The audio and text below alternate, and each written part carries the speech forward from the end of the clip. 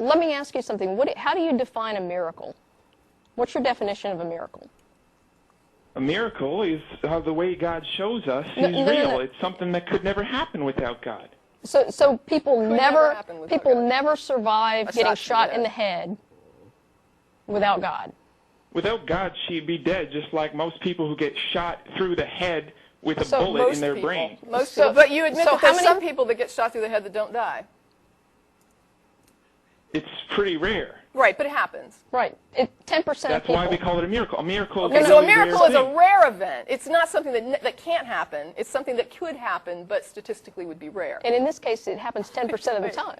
So anything that happens that's against the odds, which we would assume that in the universe some rare things will happen. Every time a rare event happens, you just say God did it. Is that what we're calling a miracle now? Well, I wouldn't say it's a miracle if you win the lottery, but I would say why not? Why not? It's a rare event. In fact, what is the statistical odds that determine a miracle? Like, at what point is it statistically become a miracle versus a rare event? I don't think you can just you can't do science on it. That's because it's nothing to do with science. So we don't really know at what point rare becomes miraculous versus just rare. Well, this isn't something you study in a university. I mean, this is... Right, but you're saying that you recognize miracles, and I'm asking you what they are, and you're saying they're rare events. And I said, well, there's some rare events, like winning the lottery, and you said, but that's not a miracle. So I'm saying, when do we hit the point when a rare event is then determined to be a miracle? I think you guys... you guys are playing dumb with me. I think you know exactly what I mean when I say a miracle. No, actually, I don't know what you mean. No, I want to know. I'm asking you, how do you know how do you differentiate the rare medical survival event from a miracle? You mean if someone survives cancer? Right. I guess that's a miracle if they survive a deadly disease. But do you believe that there is such a thing as natural remissions that can occur? Like, for example, if you have rats in a lab and some of those rats have cancer and they have a natural remission and survive, I mean, are you thinking God is saving those rats, or do you think that there's sometimes a natural remission? Oh, I understand the question now. Right. It's not always a miracle. First of all, I don't think God does miracles for rats. I think it's just for humans. Right, and I didn't think you did. I just wanted to make it clear. I mean, I didn't think that you did think God was doing miracles for rats, but I was trying to make you understand my question better. So my question is, when you see somebody survive cancer, how do you tell the difference between a natural remission, like what we would see in a rat, which we would assume would also occur in humans, versus God fixed the person? Well, obviously, it's just a question of what you believe. I mean, no, it's not. It's a question of what you're claiming. If God did it or if it was natural. So the doctor can't tell if it's a natural remission or a miracle, but then how can you tell? Well, it's just I believe that when these things happen, it's God's work that He does. Except that sometimes you think it's just a rare event. It's just a really good thing that happens that you didn't think was going to happen, and then it happens, and you say it's a miracle. And like winning the lottery. God loves you, and that's how He shows you He loves you, is He protects you. How do you differentiate between a rare event that you don't think is miraculous and a miraculous rare event? I guess you can't really. It depends on different people.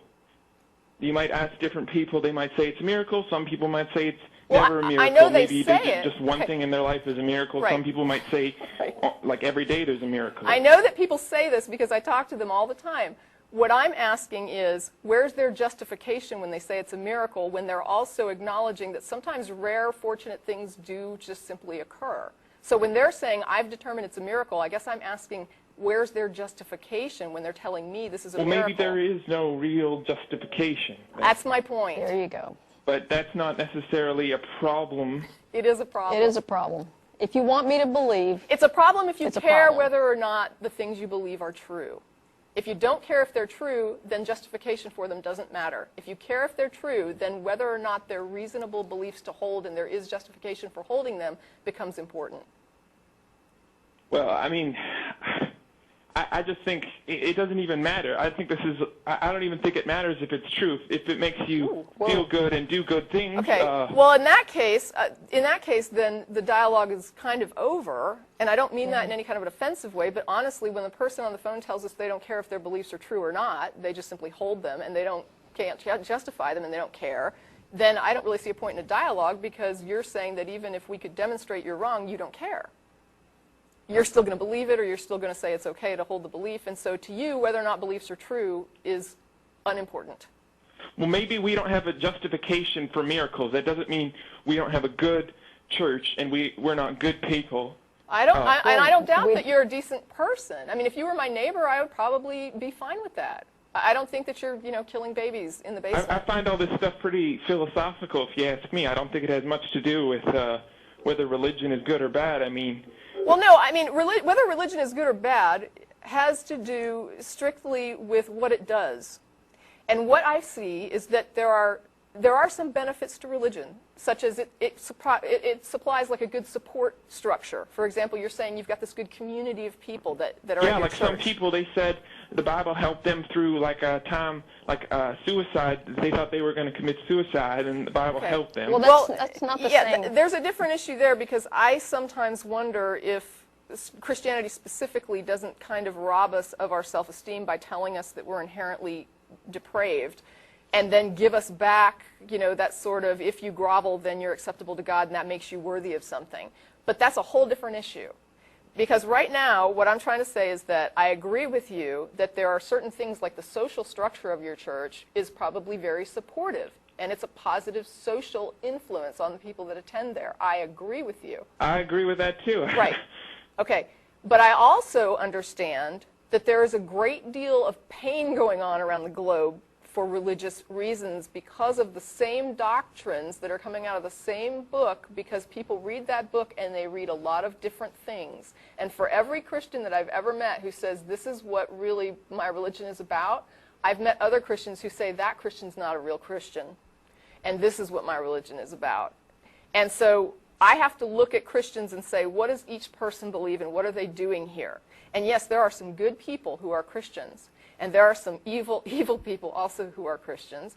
And it's the Christianity that seems to motivate some of these evil things. And before you react, let me just say, I don't think that people in Nigeria would be murdering their children as witches if somebody didn't tell them God wanted them to kill witches and convince them that their child was a witch. I think that is a superstitious belief that they were convinced of that is causing those deaths, that would not be happening if they had a real-world perspective that says witches are not real. Well, I mean, my church doesn't... I understand. You're not killing children. I get it. Your church is not doing that. You're a happy group of people that has a community going on, and it makes you happy. The problem is, this is a belief that proselytizes all around the globe, and different people interpret it in different ways, and it causes a lot of harm. Most of the harm that comes from the religious teaching seems to be connected to the supernatural and superstitious parts and claims about it. The parts that are good are the very real things that we agree are good, that are like you're talking about, the social structure. We get together, we sing songs, we feel happy, we like each other, we rely on each other. If someone needs help, we come together and help them. All of that is community, it's good. It would be good whether you were a social group or a church. It would still be good either way for you people to come together and be a good community group of people. I would support that. What I have problems with is when you start teaching people things that are superstitious and supernatural that a lot of uneducated people get a hold of, don't know how to interpret, and start hurting each other.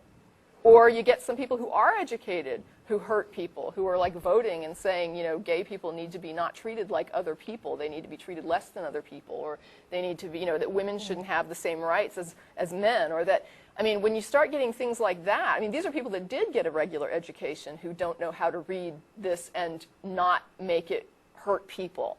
So what I'm saying is, maybe if we took the good parts of it that you're saying are the good things, like the You mean community. we need to make a New Testament with no supernatural things? I'm saying maybe we can just take the good community aspects of what you do as a church and hold on to those things, and maybe weed out some of the stuff that you're saying we can't really demonstrate, and maybe it's not true, but we don't really care. Let's care. Is that what your organization does? It's sort of like you help people, but you have no Bible, you have no... We are a community group. We're pretty small. Yeah. I mean, I'm going to admit we probably don't have the resource power that your church has behind it, for sure. But we do our part. We have like an Adopt a Street cleanup, and we have a blood drive, and so we do community efforts, and we try. We're not a humanist group. Now, I will tell you that there are secular organizations that are... Do you guys belong to other organizations? Yeah, there's like the Coalition of Reason, which is like a national arm that we just like had a partnership with, I guess. Yeah, we have a local coalition. So I mean, there's a little bit of networking. But the thing is, what you're describing would be like a humanist group, or even like a Unitarian Universalist church might be more along those lines of like a group of people who are really getting together to do like a sort of almost secular. I don't know if it's correct or incorrect to call it a secular religion, but it's almost like a secular sort of, we believe in helping humanity. Yeah. And so there's a group called humanists that would be secular, generally. You don't have to be secular to be a humanist, don't get me wrong, but their goal is just sort of like, let's promote the welfare of the human good. And I think that's fine. I thought all you guys did was just go out and do protests and say you don't like religion. I didn't know you actually did. We also do protest, but honestly, I mean, there's some things that we protest that there are church groups that would protest as well, and that do protest as well. For example, the People United or Americans United for Separation of Church and State is headed by a minister who believes that the government should stay out of religion. And so he wants to see that separate because he believes that his religion is better served by not having the government involved in what they're preaching and what they're doing. And so that is an area where we are aligned with certain churches who believe that it's best that the government stays out of religious belief. And so we believe, of course, from the secular side that it's good that religion stays out of the government. And so we see it both as a mutually beneficial thing, agreeing that religion benefits when government doesn't run it, and government does well when it handles the secular concerns and lets religion handle the people that are religious and let them figure out what they want to do with their own religion. That's up to them. It's a personal, private decisions for them to make, and not something the government should be dictating. Well, thanks so much, guys. I think I have good news for you because I don't think most people, I don't think most people actually like the bad parts of the Bible. So they would like to get rid of that too, maybe. But I hope it would you're right. be hard for them. I hope you're right, and I thank you for your call. Yes. Okay. Well, that was interesting. It was a good call. Yeah. I appreciate the call. The content of this video is produced by the Atheist Community of Austin, a nonprofit educational organization promoting positive atheism and the separation of church and state. If you enjoyed this content and are willing and able to provide a donation, please visit the website below.